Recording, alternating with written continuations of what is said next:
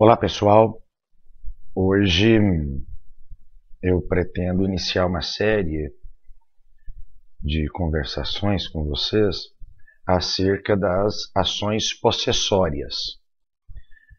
E quero inaugurar um vídeo agora com algumas noções gerais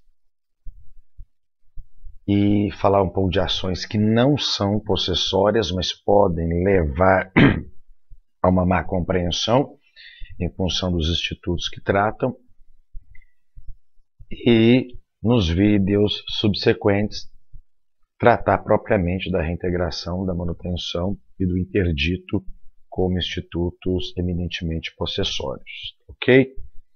Então vamos lá a uma singela introdução. Posse, ela é tratada no artigo 554 do Código de Processo Civil e no artigo 1196 do Código Civil. O Código Civil, nesse artigo 1196, não define o que é posse, mas dá para nós a definição de possuidor. Considera-se possuidor todo aquele que tem, de fato, o exercício pleno ou não de alguns dos poderes inerentes à propriedade. Ou seja, possuidor é aquele que margeia os direitos da propriedade, mas não os tem em plenitude. A natureza jurídica da posse, se é de direito real ou se é de direito pessoal, é um pouco controvertida, porque ela tem características dos dois. Eu posso dizer que ela é de direito pessoal porque ela não está no rol do artigo 1225 do Código Civil. E lá diz, são direitos reais, e a posse não se encontra, até porque a posse é tratada um capítulo antes do capítulo dos direitos reais. A sua eficácia não é plena, não é erga omnes. Aquele que detém a posse a mantém numa relação entre ele e a coisa, só e tão somente. Essa relação não tem uma eficácia generalizada. Esses elementos nos deixam aí com uma orientação de que trata de direito pessoal. Tanto é que, em alguns casos, o artigo 73 do Código de Processo Civil dispensa a outorga uxória. Nas ações possessórias, a participação do cônjuge do autor ou do réu somente é indispensável nas hipóteses de composse ou de ato por ambos praticados. Se o ato possessório é praticado exclusivamente por um cônjuge, o outro não há que dar outorga uxória. É de direito real? Há uma questão muito relevante que leva-se a pensar que trata de direito real. Primeiro, há necessidade da outorga uxória no que diz o parágrafo 2º do artigo 73 para o caso de ato praticado pelos dois cônjuges. Segundo, último e mais importante, a competência é de direito real. É o foro da coisa. Por isso nós podemos dizer que ela tem características de direito pessoal e de direito real. Lá no Código Civil, nós encontramos também alguns institutos para nos orientar relativamente contudo e especialmente com a questão de detenção. Nós precisamos fazer uma leitura muito assídua do 1198 para dizer o seguinte: considera-se detentor aquele que, achando-se em relação de dependência para com outro, entre a coisa e o outro, há alguém que é mero detentor, conserva a posse em nome deste. Então, esse intermediário conserva a posse em nome de um possuidor principal e em cumprimento de ordens ou instrução suas. Esse cidadão, no mais das vezes, ele pode ser demandado nas ações possessórias. Qual que é o exemplo clássico? Esse detentor pratica atos amando e a ordem do possuidor principal, e aquele que se vê turbado, esbulhado na posse, promove uma ação contra aquele que é detentor. E o que o detentor diz? Denunciação à lide. Olha, eu sou um mero detentor, eu estou aqui a cumprimento de ordens, vou denunciar à lide o verdadeiro possuidor. Eu sou um mero mandatário aqui. Há uma relação entre eu, a coisa, e o verdadeiro detentor, e o verdadeiro possuidor, e eu estou só sob ordens dele. E faz a denunciação à lide para estas questões.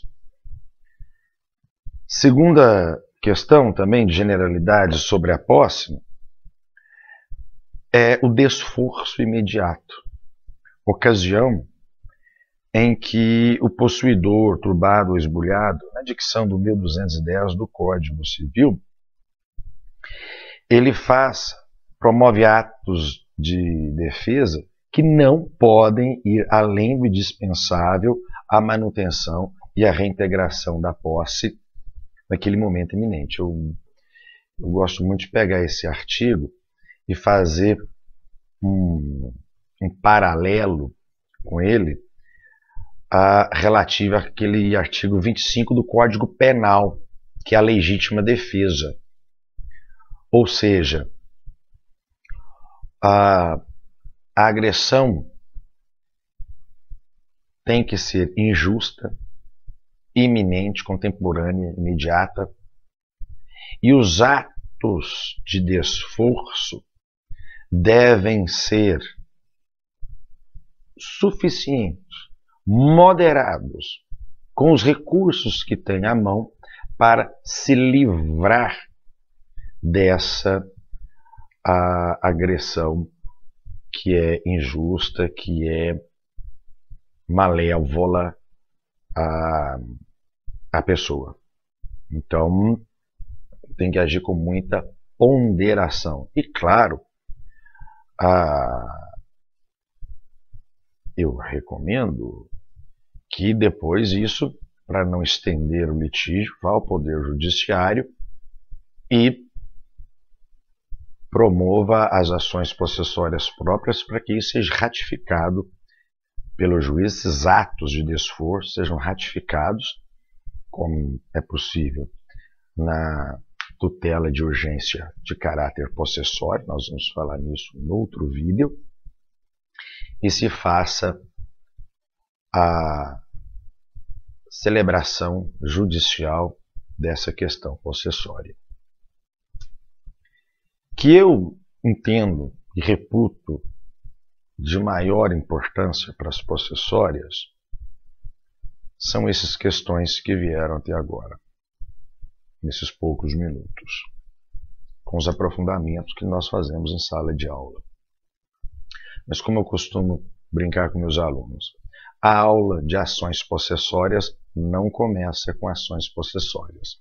Começa com ações que não são possessórias, mas podem levar a um erro, podem levar a uma má interpretação. Eu inicio pela ação de emissão de posse. Ela é uma ação para aquele que visa inaugurar a posse. É uma ação própria para quem nunca teve a posse e agora quer tê-la, com fundamento em quê? Na propriedade. Repito, a ação de missão de posse é a ação cabível àquele que quer inaugurar a posse sobre determinado bem, com fundamento principal na propriedade, uma vez que ele nunca teve a posse da coisa. Ela é uma espécie das ações reivindicatórias, vamos ver algum pouquinho. O que acontece na ação de missão de posse? Exemplo clássico. Após a lavratura de uma escritura pública de compra e venda, o cidadão promove o seu registro, torna-se efetivamente proprietário. Ele quer adentrar a propriedade dele. Ele nunca teve a posse dessa propriedade. Ele quer adentrar. E por algum motivo não consegue. Há um obstáculo. Ele vai promover a ação de emissão para que o Poder Judiciário diga: entre no seu patrimônio, vá até a sua propriedade e lá assuma o gozo, a fruição da sua propriedade. E mais, tenha, agora não é reaver, porque ele nunca teve, tenha de quem injustamente a possua, porque ele nunca teve a posse.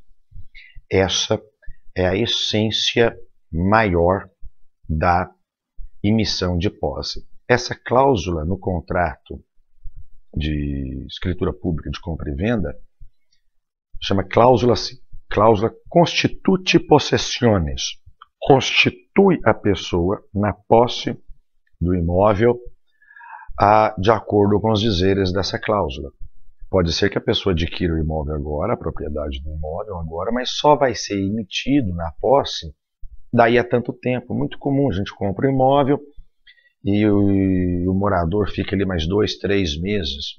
Então a emissão na posse será um prazo posterior à aquisição da propriedade. Mas, chegando àquela época, o possuidor, a pessoa que está dentro do imóvel não quer, você vai fazer a ação de emissão de posse. Segunda ação, que não é possessória, está na classificação de ações petitórias, aquelas que pedem com base na propriedade, é a ação reivindicatória. Ela é um gênero maior, a emissão de posse inclui-se aí, mas toda a ação que se funda em propriedade é reivindicatória. Pode ser que a pessoa seja turbada, esbulhada ou ameaçada, e o fundamento da ação é a propriedade e não a posse. Então eu estou diante de ação reivindicatória. Eu estou diante de uma ação que eu peço proteção a meu patrimônio, não em função de eu ser possuidor dele, mas em função de eu ser proprietário, e a propriedade como argumento maior, argumento primeiro das minhas alegações. Então tá aí, emissão de posse e ação reivindicatória, ambas de caráter petitório, ou seja, o fundamento base da argumentação para a proteção da coisa é a propriedade. Uma segunda ação é uma terceira ação é a anunciação de obra nova. A anunciação de obra nova, em alguns vídeos passados, quando eu falo de processo civil, a anunciação de obra nova não está mais no Código de Processo Civil 2015, ela era disciplinada no Código 73. Então, A anunciação de obra nova agora ela vai para a categoria de uma ação que vai assumir um rito comum, mas pode ser antecedida por um pedido de tutela de caráter antecipado. Mas a anunciação de obra nova tem como fundamento principal o direito de vizinhança. Qual que é o fundamento da ação de anunciação de obra nova? É uma obra que se inaugura e traz prejuízos ao seu vizinho. Por exemplo, aquele prédio que vai passar por uma reforma significativa. O que é obra nova? É modificação significativa na estrutura de um prédio. E aqui entendido prédio em sentido amplo, né? Prédio de andares, qualquer imóvel, qualquer construção, vai passar por uma obra significativa que ultrapasse aquele conceito de meros reparos. Pois bem, essa obra começa a agredir o meu patrimônio. Cai em tijolos, cai em massa, né? Algumas vezes, tragicamente, caem os próprios trabalhadores sobre o meu imóvel. Uma obra que vai causar, por exemplo, fedor, uma obra em curtume, isso vai prejudicar o imóvel. Essa obra pode continuar sob comissão de ter ali respiradores, de ter ali filtros que evitem esse fedor, por exemplo, do curtume. A boate tem que estar sonorizada, né? Então, fazer ali um sistema de contenção, de acústica, para que o som não venha para fora. Os objetivos principais da anunciação de obra nova são esses, além do fato de que eu também posso pedir a anunciação de obra nova quando a pessoa está desobedecendo o código de posturas ou código de obras do município. O município, às vezes, passa em branco e não vê essa situação. Eu posso denunciá-la. Não estou fazendo aqui de fiscal do município. Não estou aqui para substituir a administração pública. Isso está me agredindo. Se tem alguém desafiando a administração pública por lá e não está me agredindo, vai me sobrar ação popular. Ou acionar o Ministério Público para ação civil pública, mas eu não sou fiscal da prefeitura. Que isso fique bem claro. Por que eu remeto a anunciação de obra nova para o rito das ações comuns? Porque não há no Código de 2015 nenhuma previsão legal tratando a anunciação de obra como um procedimento especial. O que eu posso fazer é um pedido de tutela antecipada, medida de antecipação, prevista lá no artigo 301. Ou seja, eu promovo um pedido de urgência, consigo me liminar para embargar a obra. Dessa liminar, o réu deve recorrer por agravo de instrumento, porque senão ela vai se estabilizar. Ela se estabiliza, vem a crítica se deve agravar de instrumento ou não, que absurdo é esse, obrigar o réu a recorrer. Não vou entrar nesse mérito aqui, já entrei nesse mérito em outros vídeos aqui do canal. Importante é que,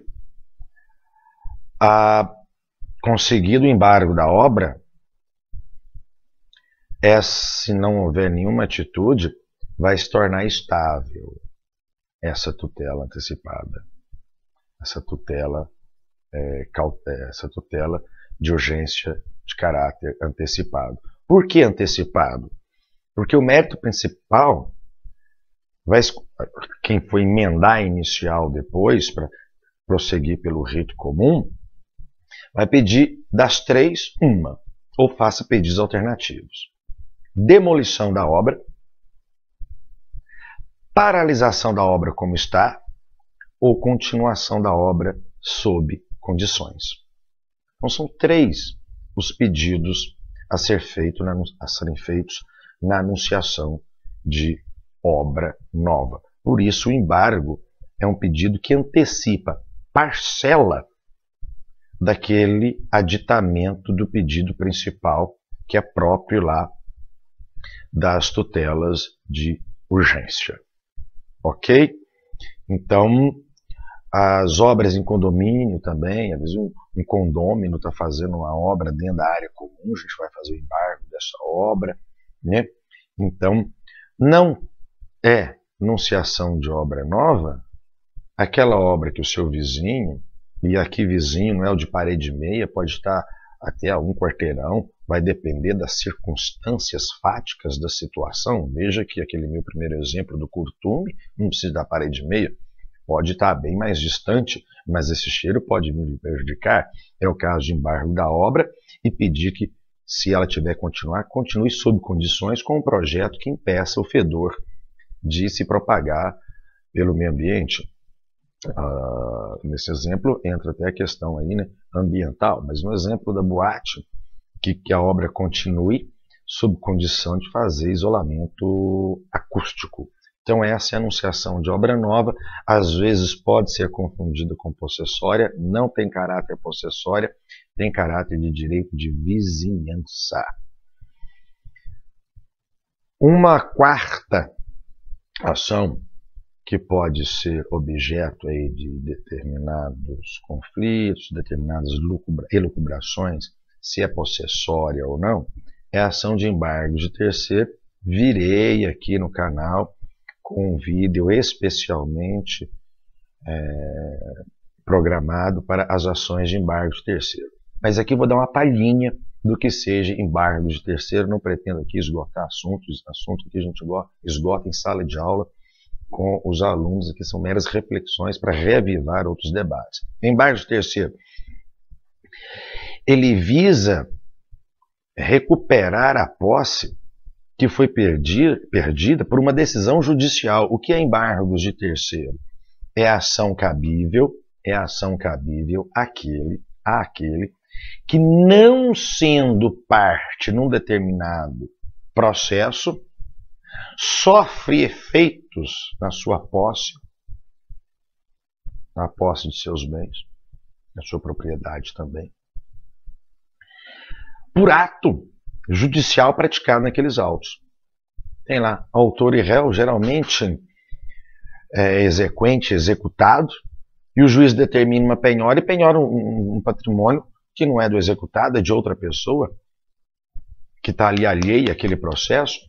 Quando se vê, está desapossado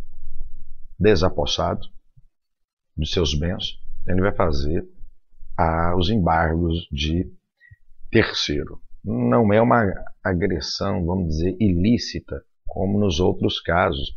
Ela tem um cunho judicializado, mas eu preciso alertar o juízo que aquela decisão dele contém uma imperfeição. Qual a imperfeição? Ele está fazendo que uma parte processual, de um processo que eu não sou parte,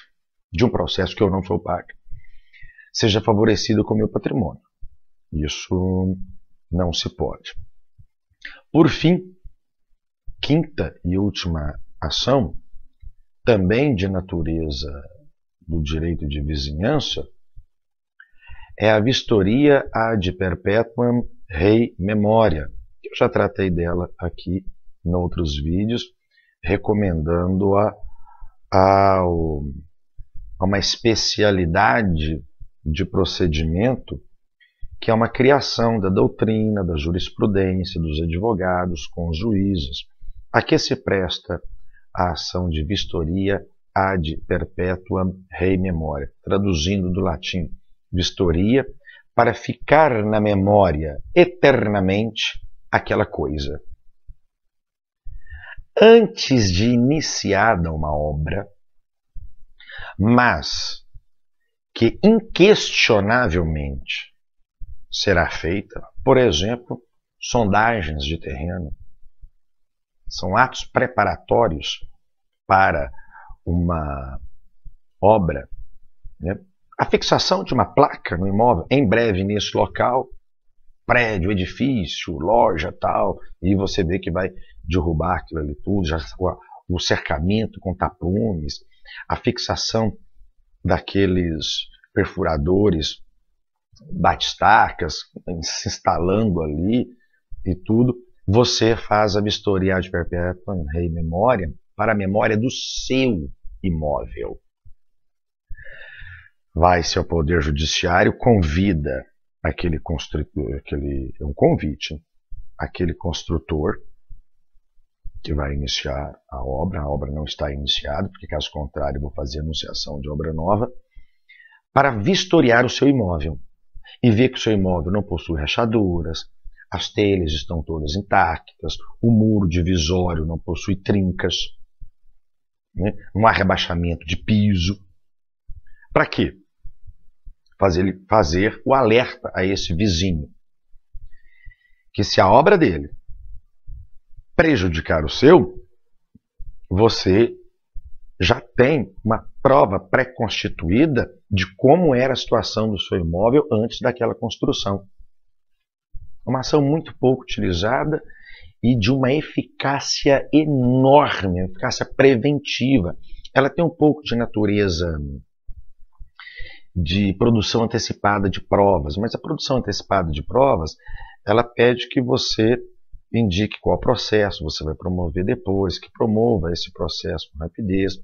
A produção antecipada de provas pode ser algo que acontece no transcurso já de um processo. A anunciação de obra nova, a vistoria ad perpetuam rei memoriam, ela tem um caráter de produção antecipada de prova que pode ou não ser utilizada. Se a obra vizinha for construída, tudo for feito bonitinho e não lhe prejudicar, não se prestou-se a nada. Mas o vizinho pode acompanhar a sua perícia, produzir a própria perícia através do assistente técnico, todos os dois vão elaborar quesitos. Entretanto, a sentença que julga a vistoria ad perpetuam rei memoriam não analisa fatos em si, analisa a processualística da realização da prova pericial. A prova pericial foi tomada em contraditório? Sim, ótimo. A prova pericial, o perito é o ideal para aquele tipo de obra? No caso, um exemplo clássico aí, né? Engenheiro civil. Oportunizou-se ao demandado, a elaboração de seus quesitos, que ele também adentrasse o seu imóvel para ver óculo in oculi, né? Olhos nos olhos ali, ou óculo in loci, olhos na coisa, como é a situação dela. O juízo só vai analisar isso. Analisar dessas questões, o que a tradição fez, porque isso não está discriminado em código nenhum. O juiz julga, declara boa a processualística da colheita dessa perícia, entrega os autos, o judiciário não tem interesse nenhum nisso, entrega os autos ao autor, com cópia, facilitando cópia para o demandado. Então se encerra aí a vistoria ad perpetuam rei memoriam. Queridos, vimos ligeiras introduções sobre direito possessório, 5 minutinhos. Depois, vimos as ações petitórias, que é a emissão de posse e a reivindicatória. Vimos a anunciação de obra nova, que é uma ação atinente ao direito de vizinhança. A vistoria ad perpetuam rei memoriam, também vinculada ao direito de vizinhança, à produção antecipada de provas, e vimos também os embargos de terceiro, que é uma forma sui generis, tem previsão legal. No outro vídeo eu retornarei aqui especial e dedicadamente com os embargos de terceiro, ok? No próximo vídeo, em breve eu postarei, vou vir com as ações possessórias propriamente ditas, discriminadas aqui no nosso Código de Processo Civil, que é a manutenção, a reintegração e o interdito proibitório. Muito obrigado, façam comentários aí, aqui no YouTube, lá no Facebook, WhatsApp, onde for, para nós aprimorarmos as nossas aulas. Lembrando sempre que isso aqui é só uma lembrança. O bicho pega mesmo na sala de aula. Um abraço para vocês.